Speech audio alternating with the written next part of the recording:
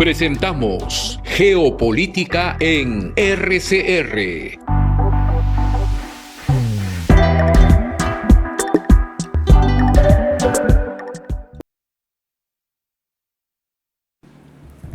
Bienvenidos amigos nuevamente a Red de Comunicación Regional en su programa Geopolítica, que todos los lunes de 8 a 9 de la noche por Red de Comunicación Regional y sus plataformas llegamos al norte, sur, este, oeste del Perú y también al extranjero.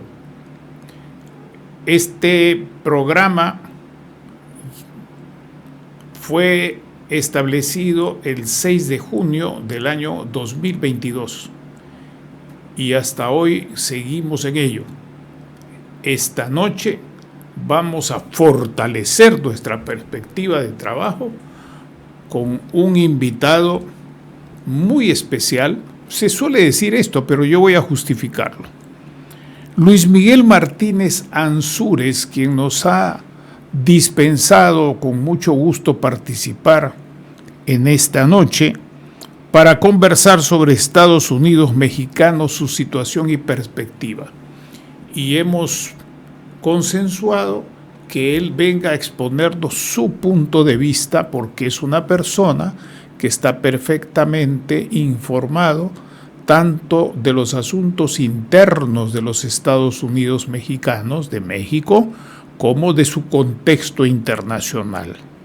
Yo lo he conocido hace unos pocos años a través de la red latinoamericana del Instituto Internacional de Ciencias Administrativas, y allí lo he conocido como presidente del Consejo Directivo, que es ahora, del Instituto Nacional de Administración Pública de los Estados Unidos Mexicanos.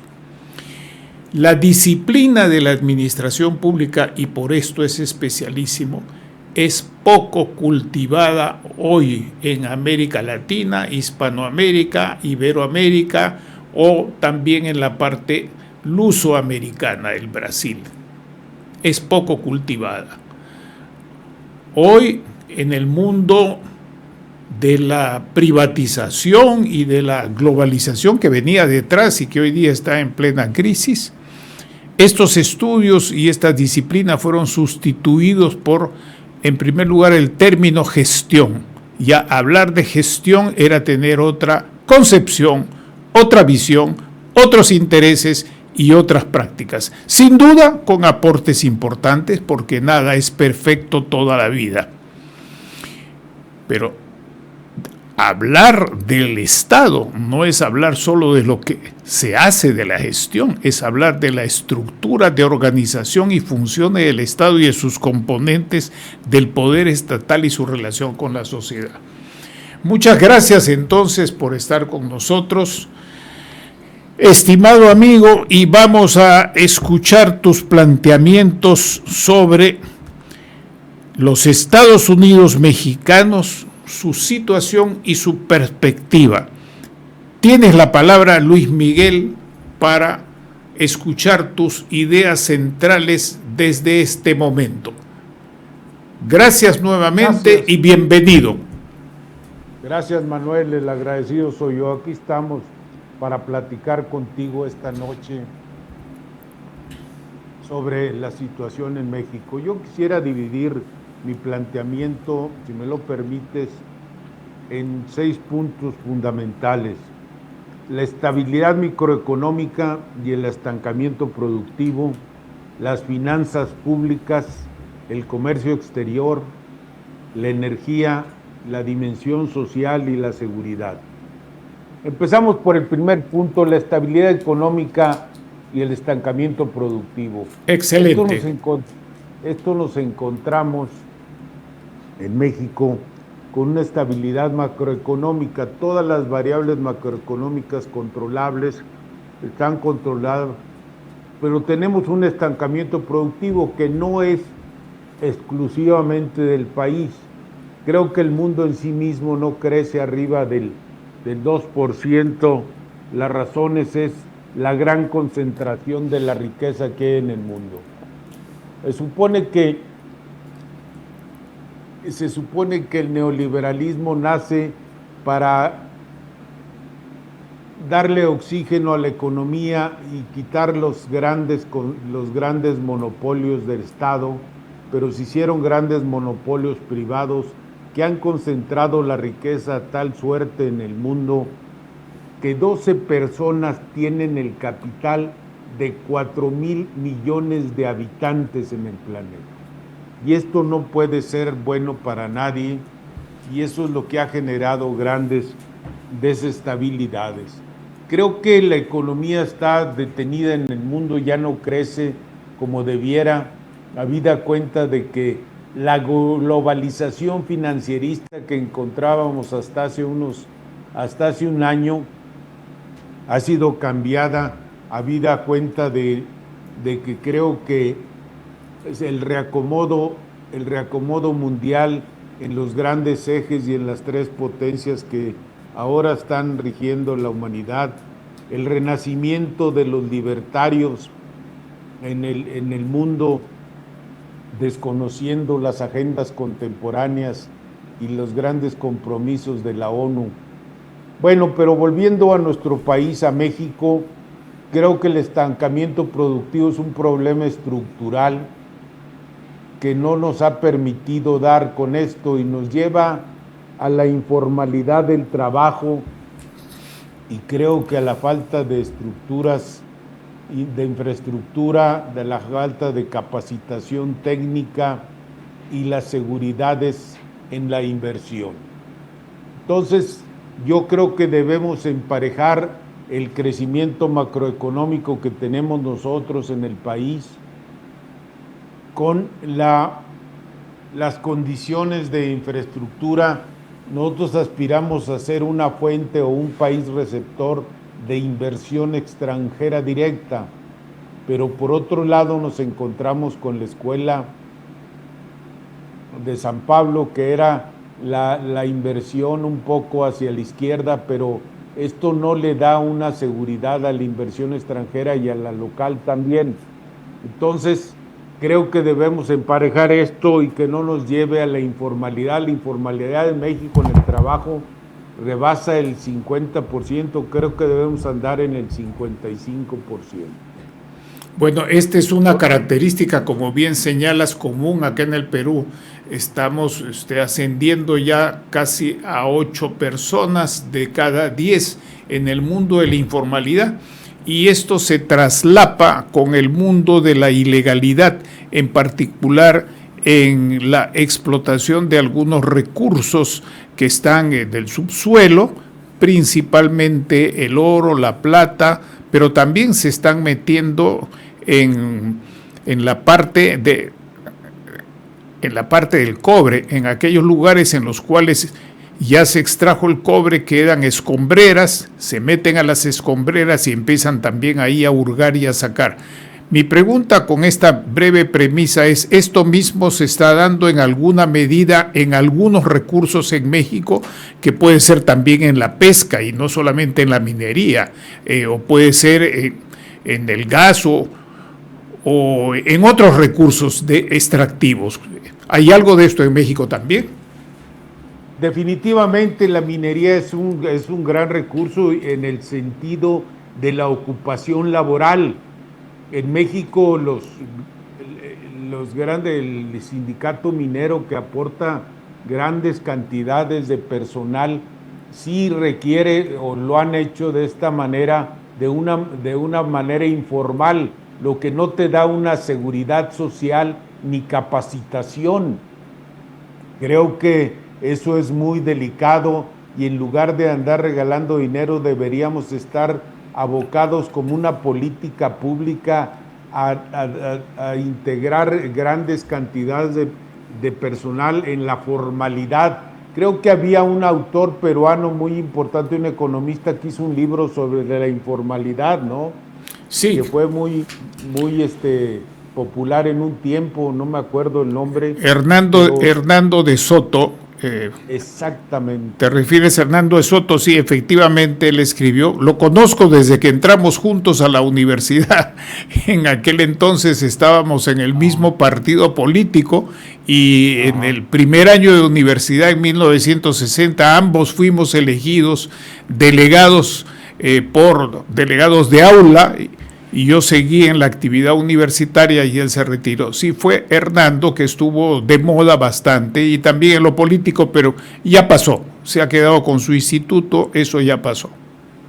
Sí, pero hizo un libro muy sobre la informalidad laboral y esto trae repercusiones multiplicadoras muy graves para los problemas estructurales en un país.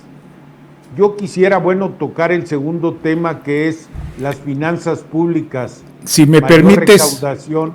Sí, por favor, adelante. Sí, solamente una pequeña pregunta, si te parece, o si no la puedes dejar Claro. para el final. No, adelante, adelante. En los por favor. últimos años hay distintas opiniones, trabajos, foros, pero sobre todo en el mundo académico no oficial de Estado, de Europa y aún de los Estados Unidos, que hablan más bien de que debe haber hay que ponerle coto al esquema, al paradigma del crecimiento o desarrollo indefinido. Más bien hay que desdesarrollarse, no seguir en esa onda. Si quieres, podemos tocar ese tema ahora o lo dejas para el final.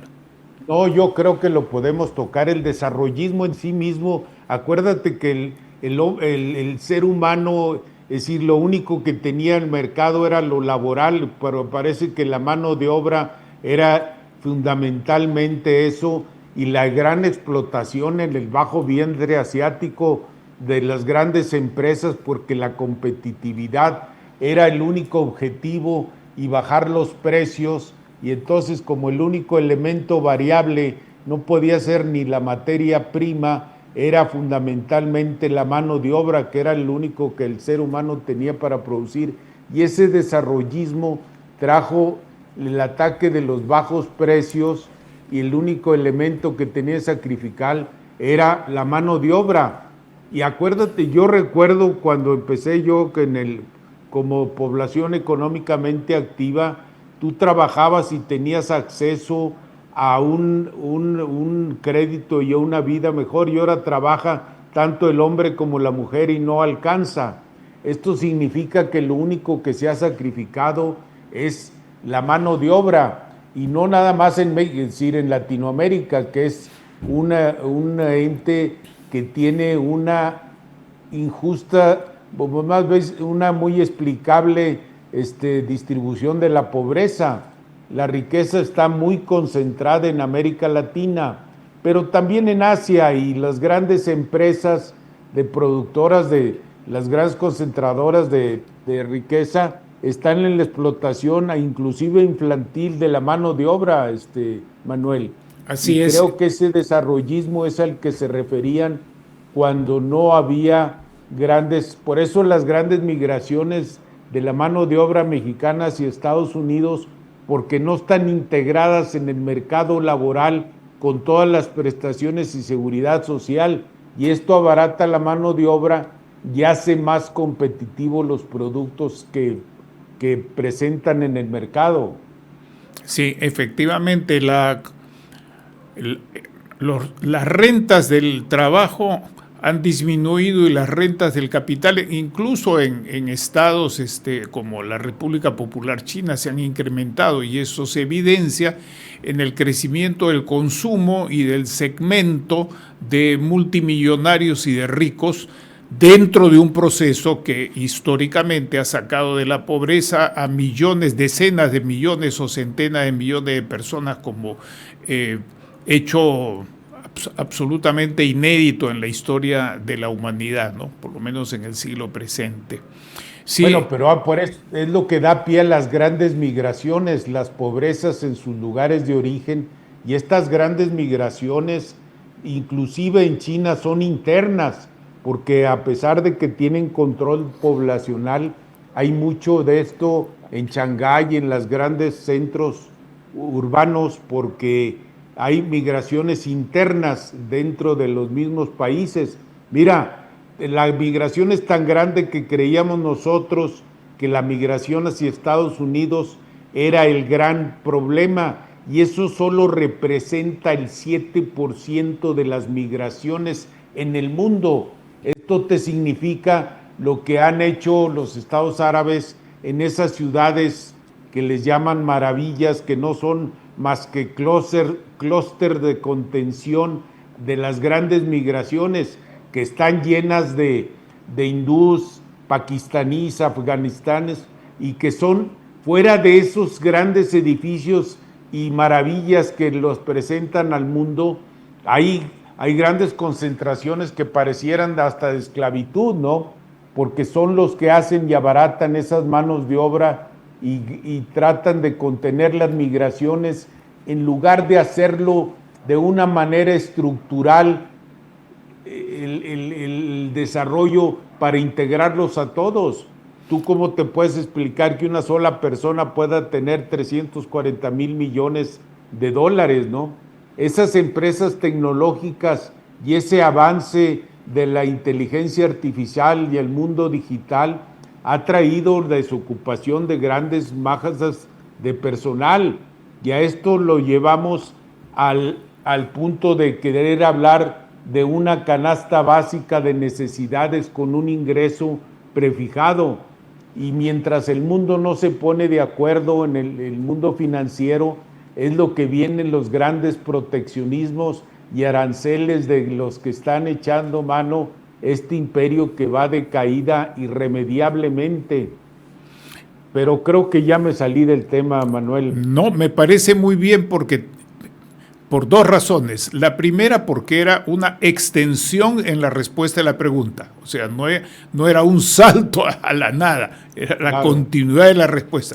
Y en segundo lugar, estimado Luis, porque muy pocas personas hacen este tipo de reflexión. Se quedan siempre con una mirada antiestadounidense y no están viendo el sistema en su conjunto.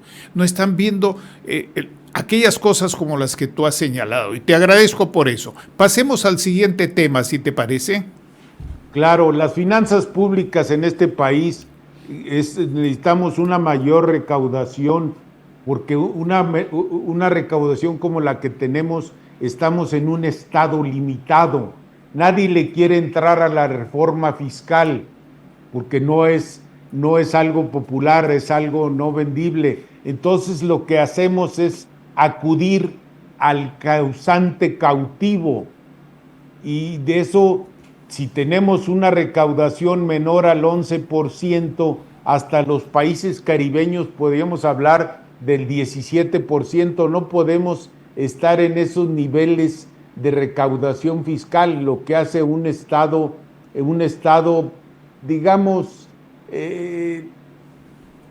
un estado obeso, igual que un estado débil, creo que crea unas condiciones de precariedad que no permiten más que a través del endeudamiento poder hacer de la población que crezca y poder repercutir y de redistribuir los ingresos. Al final del día, la labor impositiva de cualquier estado es la redistribución de la riqueza, pero si no tiene los suficientes recursos, no puede hacerlo de esa manera. O ocupas para repartir y dar recursos directamente, o lo ocupas para el desarrollo, pero el cortoplacismo electoral es lo que impide hacer una política pública de largo alcance, de gran aliento, Manuel, y esto es lo que no ven en el objetivo fundamental, ¿no? Así es, en eso también hay un cierto, haciendo una comparación con lo que ocurre en Perú y en otros estados de nuestro continente, vemos que la situación o el caso de México es parecido. Cada país tiene sus particularidades y sus dimensiones, sus pesos, pero como tú dices, si no se recauda y no se invierte bien, no se puede tener ni siquiera un mejor mercado. Es decir, alguna gente piensa que esto es solo una declaración de ética política, de principio, de justicia social. No, se trata también de una ampliación del consumo y de nuevas inversiones y de mejor cualificación de la población para que pueda el ser humano desarrollarse mejor y con más libertad y más responsabilidad. Ese problema lo estamos viviendo muy seriamente acá en el Perú, y en el marco de las reuniones que tiene el Grupo Latinoamericano de Administración Pública, este tema se ha tocado varias veces, debo decirlo, y recomiendo la lectura y también ver las grabaciones de lo que ustedes han estado promoviendo y realizando. Esto es un punto importante porque no es únicamente en México, sino que también nos pega a nosotros y a otros más. Adelante, Luis. Sí, mira, déjame hacer otra digresión. Yo creo que desde la crisis del 2008 esto no se ha resuelto, está irresuelto, y el no ponerse de acuerdo los organismos financieros internacionales de hace 80 años que están totalmente rebasados y no replantear un nuevo sistema financiero es lo que hace que este señor Trump haya tomado su iniciativa ante estas circunstancias, y aquellos organismos internacionales como la OMC, como el comercio, pues ya no existen porque los dio por muertos. Si tú leíste el discurso de este señor hace unos días en Davos, que nadie se había atrevido a hacer tantos enemigos en una hora como él, ¿no? Pero a través de su propio entendimiento. Acuérdate que desde el convenio de la Convención de Viena, cuando acabaron las guerras napoleónicas y se dejó claro que ya no iba a haber invasiones sin haber un entendimiento o tratar de entendimiento, y cuando menos tener reglas claras, la rompen desde entonces, desde este momento ya no hay reglas claras. Entonces parece la ley del más fuerte, como dijo Carney, el primer ministro canadiense, que los países fuertes hacen lo que pueden y los débiles hacen lo que les corresponde. O estás en la mesa o estás en el menú, y entonces volvemos a la ley salvaje del más fuerte. Yo creo que la crisis del 2008, que está irresuelta y que no hay una sola, permíteme otra digresión, no adelante, hay una sola razón por la cual se declare la pandemia. Mira, se murieron 7 millones de personas de este COVID-19. Ya cuando llegamos al COVID, ya traíamos crisis en el año 19. No es cierto que la pandemia lo haya traído, y no pueden sustentar una pandemia con 7 millones de personas muertas en un universo de 7,000 o de más de 7,000 millones de habitantes. Hace 100 años, en el 2018, se murieron 50 millones de personas y había 1,850 millones de habitantes. Y después de 2 años, no es que haya desaparecido la pandemia, es que la crisis terminó. Y en aquel entonces no hubo vacunas, como ahora sacaron vacunas. Y parece ser que los únicos que se hicieron millonarios fueron los laboratorios. ¿Qué quiero llevar a decir con esto, Manuel? Que no hay un solo elemento que te haya determinado que había una pandemia. Creo que se paró la economía y estaba detenida, se detuvieron las grandes migraciones en el mundo, pero seguimos sin ponerse de acuerdo. Mira, en el mismo lapso del 20 al 22, de una sola enfermedad, se murieron 14 millones de mujeres de cáncer cervicuterino. Quiere decir, con esto, lo que quiero decirte es que no había una razón para declarar la pandemia. No estoy diciendo que no existía el virus del COVID-19, quiero decirte que no había una razón. Trataron de ponerse de acuerdo en este mundo para crear un nuevo sistema internacional, y creo que al final del día, Manuel, otra digresión, este mundo era el pleito entre lo tangible, cargable y transportable y lo que está en la nube, que es incontrolable. Esto es el Club de Bilderberg y el Silicon Valley.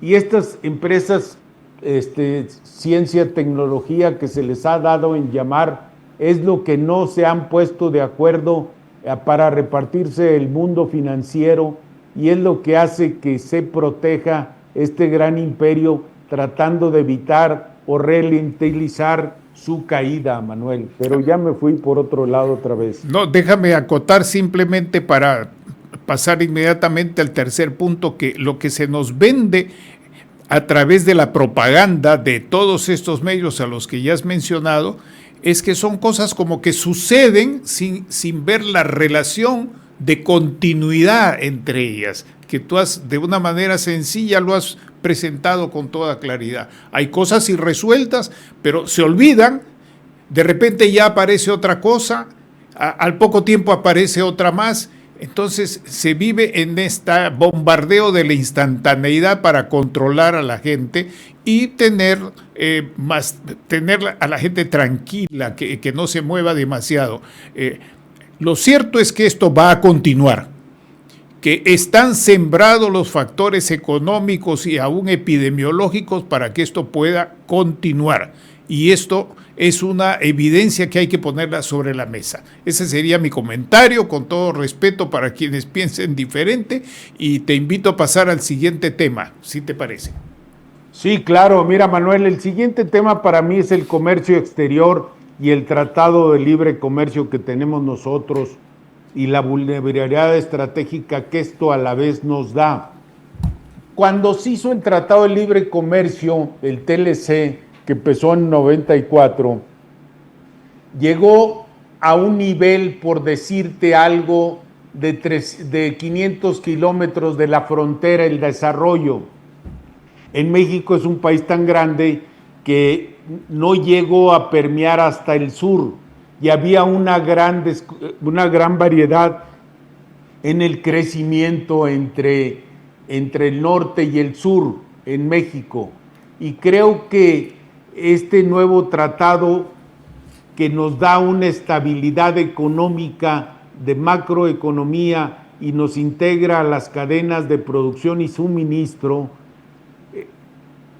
va a estar en este año en revisión, y esto nos genera un conflicto de inestabilidad. Por eso creo que está detenida la inversión en México. Este famoso nearshoring o cercanía a los mercados ha creado grandes expectativas, pero un aparato con grandes expectativas también es poco eficiente. A ver, me voy a tratar de explicar. Danos un ejemplo. Los norteamericanos, por ejemplo, nos ponen el mundo, China y otros países vienen a invertir a México para tener una plataforma de exportación al mayor mercado de consumo, que es Estados Unidos. Y es donde se va a revisar que la integración de esos productos sea cuando menos al 70% de integración norteamericana, entendida como zona norteamericana, no como Estados Unidos de Norteamérica. No sé si fui claro. Clarísimo, adelante. Entonces, las grandes empresas chinas venían a poner sus plantas, y esta es otro tipo de competencia, que los chinos tienen una mayor penetración tecnológica que ya deja fuera de sí al Silicon Valley. Mira, el Instituto de Estudios de Política Extranjera australiana pusieron 64 productos de cienciotecnología, de los cuales China está a la cabeza en 57. Esto te quiere decir que Estados Unidos solo tiene 7 de esas tecnologías. Ya los chinos están imparables, aunque la fuerza de Estados Unidos está más en los 5,000 cabezas de ojiva nuclear y otras 5,000 que tiene Rusia. y China tiene 500, pero creo que no se mete China en el mercado de competencia de armas nucleares, sino más bien en ciencia y tecnología, que al futuro va a ser la que controla, ya no sean los grandes barcos como están. ¿Cuándo habías visto que la necesidad de ir a parar el buque más grande nuclear en Estados Unidos para ir a sacar a Maduro de su fortaleza, ¿no? Y ahora te lo venden como el petate del muerto para asustar a los demás con la posibilidad de hacer esto. Pero eso a su vez le da pie a que Rusia pueda invadir ya Ucrania de una manera más amplia, o China se vaya sobre Taiwán. Y creo que al final del día, en lugar de hacer una convención de Viena, lo que va a ser un Yalta II, donde van a estar solo representados estas tres potencias, que sería, no en orden, no quiero decir lo que no es en orden, pero China, Estados Unidos y Rusia. Y entonces ahí se van a repartir, uno en Asia, otro en Europa y otro en América, ¿no? En el sentido del reparto de los hemisferios en zonas estratégicas de influencia. Pero bueno, ya me volví a salir del tema, Manuel. Lo que pasa es está bueno, porque aquí está señalando dos factores. Uno, el de ciencia y tecnología y su aplicación masiva, importante, muy fuerte. Muchas personas acá en el Perú y en otras partes no saben que la República Popular China pues se ha ido a la otra cara de la luna, tiene su propia estación espacial, tiene una producción de barcos de guerra y no solamente de transporte comercial importantísima, la flota más grande. En fin, no está solamente en el tema comercial y de la tecnología, también está en el tema del equipamiento militar. Eso no hay que perderlo de vista. Y lo único, me parece a mí, también con todo respeto para quienes piensen de otra manera, que lo que limita a estas enormes potencias es el temor a la mutua destrucción.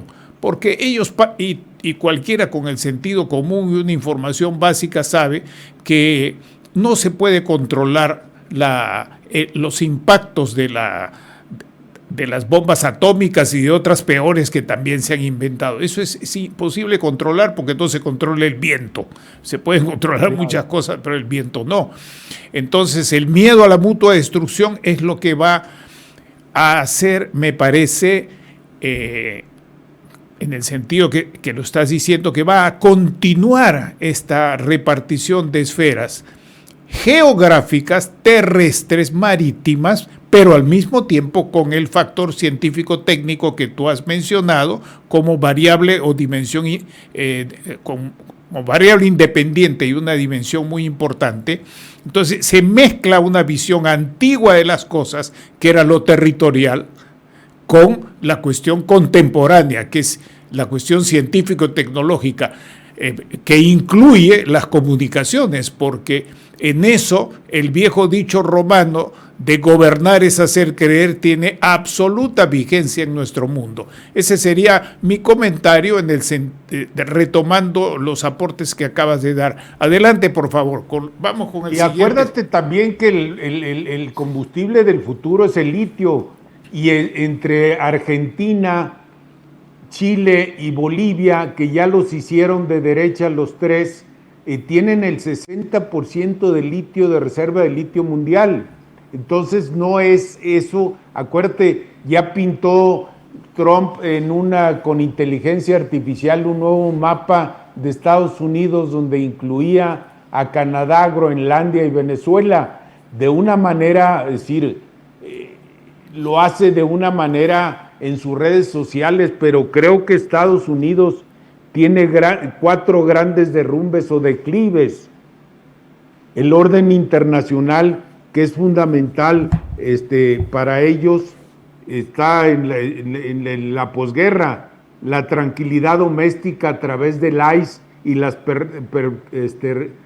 persecuciones que tiene de inmigrantes, el orden democrático a sus contrincantes políticos y la Reserva Federal. Además, todo lo que te estoy diciendo lo dijo en Davos, abiertamente o de una manera inconsciente. Y yo creo que la mente del presidente no está sana, con el perdón que no me merece. Bueno, yo pienso que en ese asunto, más allá del talante de Trump, hay la ejecución de una política de Estado que ha tenido sus manifestaciones desde antiguo en distintos momentos. Si uno compara fríamente estas tres grandes potencias, las únicas grandes potencias que han crecido a lo largo de la historia son, en primer lugar, Rusia, que ya en el siglo XIII había crecido, no Rusia, sino Moscovia, no se conocía como Rusia, sino como Moscovia, a más de 3 millones de kilómetros cuadrados. La Gran Rus era Bielorrusia, Rusia y Ucrania. Así Acuérdate que Ucrania fue algo que inventó Lenin en 1924, no existía como república. Es decir, ese delirio de grandeza de hacer federaciones de repúblicas lo llevó a la locura de crear otra república que no era la Gran Rus. Pero vamos, desde Iván el Terrible, Rusia era un imperio. Así es. Lo que pasa es que nosotros... Y el otro imperio que ha crecido después de que murieron el imperio español, el portugués, el francés, el británico, por supuesto, el inglés, es los Estados Unidos. Son los dos grandes imperios que han crecido, pero más Rusia. Eso es lo que mucha gente no sabe, porque nosotros tenemos una visión perpendicular, que es el continente americano, pero el mundo tiene una parte que está sobre el Ecuador, donde está la mayor masa geográfica y la mayor cantidad de personas, ¿no? Entonces, en esta perspectiva se están combinando tanto los factores territoriales de la geoestrategia como la ciencia, la tecnología y los factores internos que tú has mencionado hoy en los Estados Unidos. Me parece que Trump, o parece ser, que no solo mi opinión, está dicho por muchas personas, que no solamente está buscando realizar su política externa, sino al mismo tiempo ganar las elecciones de medio término y asegurar la continuidad, que no será la continuidad del gobierno de Trump solamente, sino del régimen que ha sido instituido y que está plasmado en la famosa doctrina de seguridad nacional, que ya ha sido comentada tanto seriamente como a su manera en Davos, que lo acabas de recordar. Pero sí recordemos que las grandes civilizaciones, Manuel, se dieron entre Cáncer y Capricornio. Te estoy hablando, decir, de las grandes civilizaciones mundiales. Si tú las pintas, se han dado ahí, hasta que después de la era del hielo llegaron los grandes bárbaros a invadir lo que eran las grandes civilizaciones. Pero bueno, para no salirnos del tema, yo creo que el último imperio, o el anterior al americano, que fue el inglés, ya en 1947, cuando ya no pudo sostener su imperio, le entregó los trastos a Estados Unidos. ¿Te acuerdas de la crisis de los misiles en Turquía? Que ya no podía y que apuntaban un poco hacia Moscú, y que al final del día, cuando les hizo el planteamiento Khrushchev y les puso misiles en Cuba, retiraron los dos, tanto los de Turquía como los de Cuba. Bueno, pero volviendo, yo creo que al tema, que no se debe menospreciar nunca a Rusia, y que cuando Gorbachev, que para mí fue una traición, nos dejó en un mundo unipolar y en manos de los norteamericanos, el West famoso, el Occidente, dejó claro en aquel 91 que ni un metro al este, y no tan solo se metieron al este, invadieron Polonia, que es el único estado europeo que declina ante Estados Unidos en lo que él quiera, porque ven las fronteras con Rusia y que es un vecino de Rusia, ¿no? Entonces, yo creo que no tan solo se metieron, no son metros, sino se metieron más allá. Y esto, por ejemplo, a la Ucrania firmar con la OTAN, pues tú no puedes permitir tener a 100 millas un misil dirigido hacia Moscú.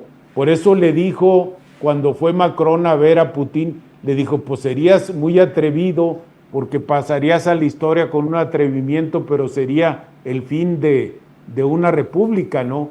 Porque cuando tú te presentas, como lo dijiste hace rato, ante la ausencia de temor de usar esas armas, es cuando se frena todo. Y toda Europa, la vieja Europa, que ya es una república, ya es un continente viejo. Yo no sé por qué le llamaban el viejo continente, porque no es viejo para en ese entonces, pero sí fue el uso de las grandes explotaciones y masacres mundiales, y ahora se vuelven los paladines de los derechos humanos. Bueno, pero otra vez me volví a salir, Manuel. Dale el siguiente tema, está muy bien.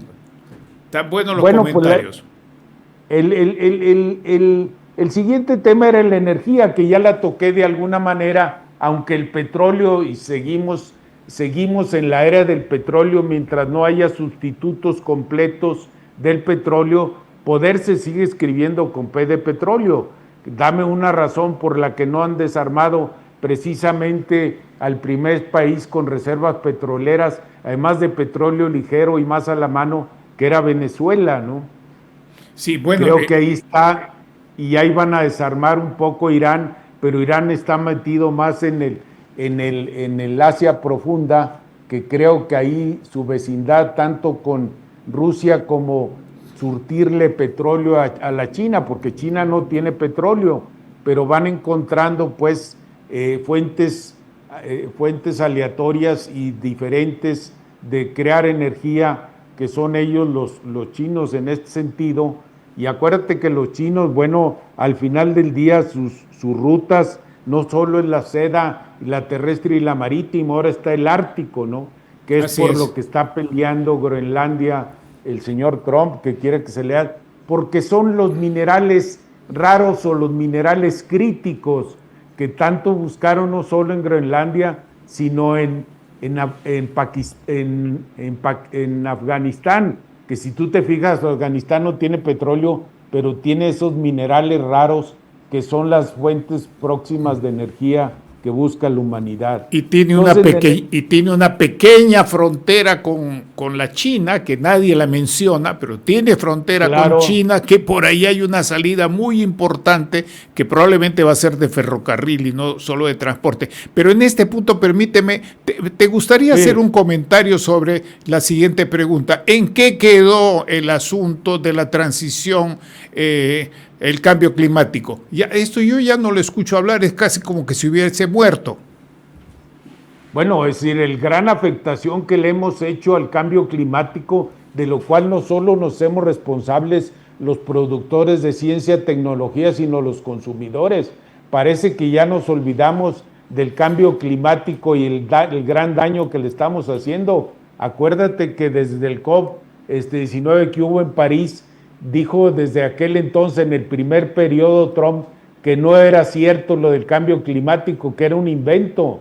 Y bueno, sabemos que existe y sabemos que hemos afectado a la humanidad de una manera irreversible, siendo, si no tomamos las medidas, creo que no hay otro planeta al que mudarnos, y si no cuidamos, el cambio climático es un pasivo que lo tenemos como contingente, pero es real, y que así ya debemos, discúlpame los términos de contador, irle abonando a un pasivo real que tenemos muy grave, tanto nosotros como todos los que tenemos acceso a la costa Pacífico, que se ha visto dañada, Manuel.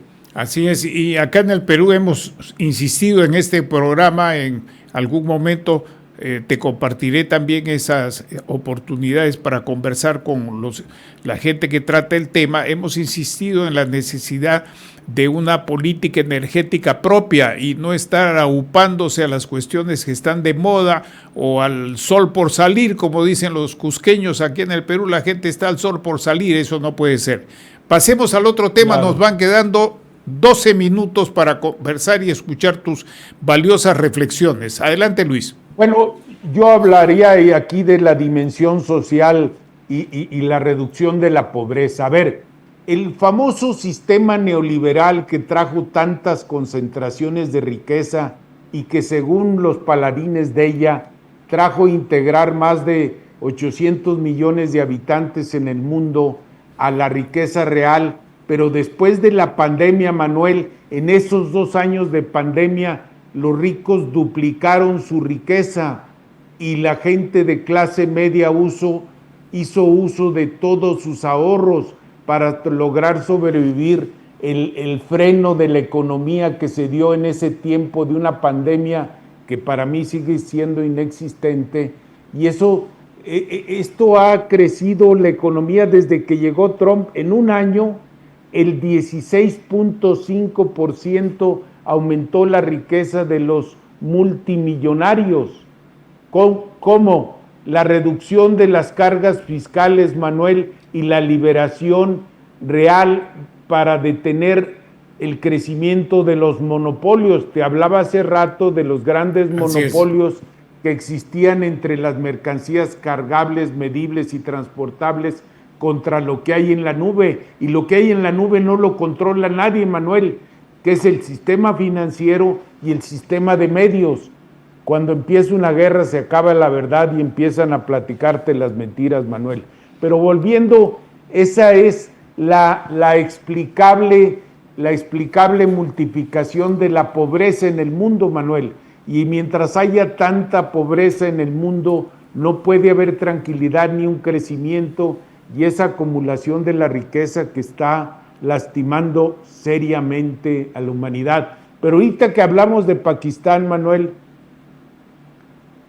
de Afganistán, perdón, acuérdate que es la ruta del opio. Así y el opio lo necesitan las grandes poblaciones. A China no se le ha olvidado que el imperio inglés lo dominó o lo invadió a través del opio, y el opio no es más que una planta afgana que los ingleses, cuando Afganistán era parte de la India, llevaron a China e hicieron la dormidera de esto. Por eso ahora con el fentanilo famoso, que es un opiáceo sintético, estos han hecho de una manera, acuérdate que a los chinos los metieron en ese caos desde el imperio inglés, Manuel, y esto era a través de una planta afgana que era el opio, la amapola, y de ahí salieron todos los opiáceos, la morfina, que es el anestésico que existen, y la heroína. Cuando quisieron detener la adicción de la morfina, crearon la heroína, por eso le llamaron heroína, porque creían que era la droga que te iba a salvar de la adicción de la morfina, y salió mucho más adictiva que la otra. Que son los grandes, es la droga adictiva por naturaleza, porque la cocaína sigue siendo una droga, o la siguen considerando como una droga recreativa. Pero ya me volví a salir de tema, Manuel. Bueno, disculpa. El asunto es que estás tocando una cuestión que mucha gente no ve. Permíteme aprovechar lo que has dicho y ponerlo en términos de que uno de los grandes actores de la geopolítica contemporánea no son solo los estados, no son solo los ejércitos, no son solo las empresas, no son solo las iglesias, que no hemos tocado ese tema, pero lo veremos otra vez, que es más importante o tan importante como los temas de las creencias y de las comunicaciones, sino el tema de las grandes transnacionales ilegales, de las corporaciones del delito. Eso se ve hasta en las películas de James Bond, que vemos con toda tranquilidad.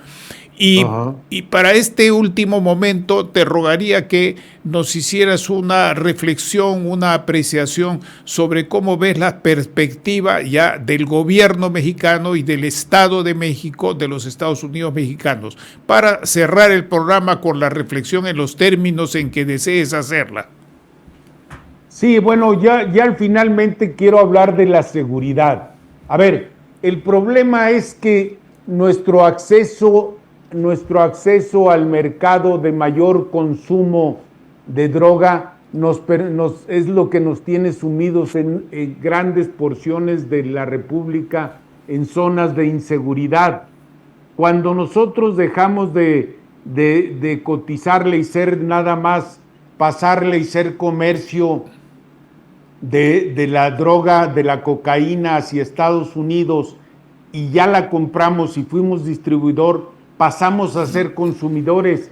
Y esto, los que se matan son los narcomenudistas, los territorios. Cuando Reagan empezó a endurecer el acceso a la droga, pero también se le incendiaron las grandes ciudades en Estados Unidos como Chicago, Boston, Los Ángeles, Nueva York. Cuando tú eres adicto, como te pasa en un penal, y ellos tienen una población adicta cerca del 20%, y si no les haces llegar, él crió la DEA, que me van a perdonar los norteamericanos, se llama Drug Enforcement Administration, que se dedica, es la fuerza de administración de la droga. Ellos tienen necesidad de droga y nosotros ponemos los muertos y ellos nos dan. Cuando se cierra el mercado de acceso a los dólares, te pagan con producto, y que ese producto, para hacerte de ese recurso, lo tienes que realizar y lo empiezas a vender, y pasamos de ser un país de tránsito de droga a consumidor, y eso nos hace los grandes problemas nacionales de seguridad en este país, que es lo que nos crea conflicto institucional y que nos crea acceso a la influencia y a la agenda de gobierno y grandes problemas de inestabilidad, Manuel. Creo que el problema de la seguridad en nuestros países es muy grave. Mira, los grandes productores de cocaína no es Colombia. Colombia es el comercializador por su acceso a los dos océanos. Los grandes productores, tú debes de saberlo, son Bolivia y Perú. La cocaína es la droga de las alturas, es la droga de los Andes, de las grandes, y es ahí donde se produce. Y cómo no hay grandes problemas en estos países que solo la venden, y el comercializador o el mercadólogo pues es Colombia, y de ahí se hizo famoso. Pero bueno, volviendo a mi país, creo que es un gran problema habernos vuelto los comerciantes directos con ellos y no ser simplemente los que transcurrían o transportaban esta droga hacia el gran mercado. Quiero decirte que Estados Unidos también es exportador de droga a las Europas, no tan solo los consumidores, pero el gran problema de ellos sigue siendo la droga adictiva, que es todos los opiáceos y los derivados de ellos, y ahora el fentanilo. Siempre han tenido esa cantidad de muertos, aunque que rondan los 100,000 habitantes, porque es un pueblo tiene grandes porciones de adicción, Manuel. Así es. Mira, vamos despidiendo el programa. Te pediría tu última reflexión y me gustaría comprometerte para en una próxima oportunidad aterrizar en los aspectos internos del proceso, desde lo local, el proceso mexicano, en lo político y en lo institucional, que es un asunto en el cual pienso que tú puedes hacer una contribución excelente, así como la de ahora en lo que has tocado. De tal forma, pues, que te pido unas últimas palabras de despedida, de reflexión en el programa, que seas tú el que lo cierre. Adelante, por favor. Gracias. Mira, en la última reunión que yo asistí a Davos, que fui invitado en el 19, antes de la pandemia, se determinó que había 600, fíjate bien lo que te voy a decir, 650,000 millones de euros fuera de las contabilidades oficiales de las repúblicas. Esto te significa el valor del mercado del uso de mercancías ilegales. ¿Qué es lo que no está considerado dentro de las contabilidades oficiales de las repúblicas, Manuel? Pues la droga, como puedes ver, es un gran negocio. Aunque digan que nosotros les vendemos la droga, nosotros nos venden armas. Si no hubiera posibilidad de que estos carteles estuvieran tan armados y con armas de última generación y cientos, y ya no te pagan, es decir, los dólares al final del día, ¿dónde se lavan? Pues en los grandes consorcios norteamericanos de la banca. Es decir, ¿cómo puedes tú determinar que existan estas grandes cantidades? Y el otro gran problema mundial y que nos afecta a todos es que ya 6 países en Europa tienen arriba de 100,000 habitantes con más de 100 años. Esto te significa que ningún sistema de pensiones está a salvo. No puede haber, hasta el sistema alemán, que era el más cuidadoso en el sistema de pensiones, está rebasado porque la gente ya vive más, aunque no con la calidad, y con nuevas enfermedades, Manuel, las cuales son muy caras, ya que los sistemas de salud no estaban preparados para enfrentar esas enfermedades de las cuales están los habitantes puestos en ese tenor. Yo lo dejaría en ese momento, Manuel, y con gusto podemos seguir platicando cuando tú quieras. Muchísimas gracias por tu contribución, Luis. Espero que continúes profundizando estos temas y que, como siempre, puedas seguir invitando a otros para las reuniones, tanto presenciales como en Zoom, que realiza el Instituto de Administración Pública, la red de administración, que es muy importante porque nos da un aterrizaje con datos más firmes y no tanto con ideología, que también existen todos, ¿verdad? En una u otra, ideas y creencias se mezclan. Eso es natural, eso es normal, pero sí con datos mucho más firmes y concretos, como lo que tú has expresado ahora. Y eso es lo que deseamos para tener una conciencia informada y no solamente una creencia. Muchísimas gracias por tu aporte, Luis Miguel. Hasta una próxima oportunidad. Agradecido soy yo, Manuel, y si logro generar inquietud en alguien, ya me doy por bien servido.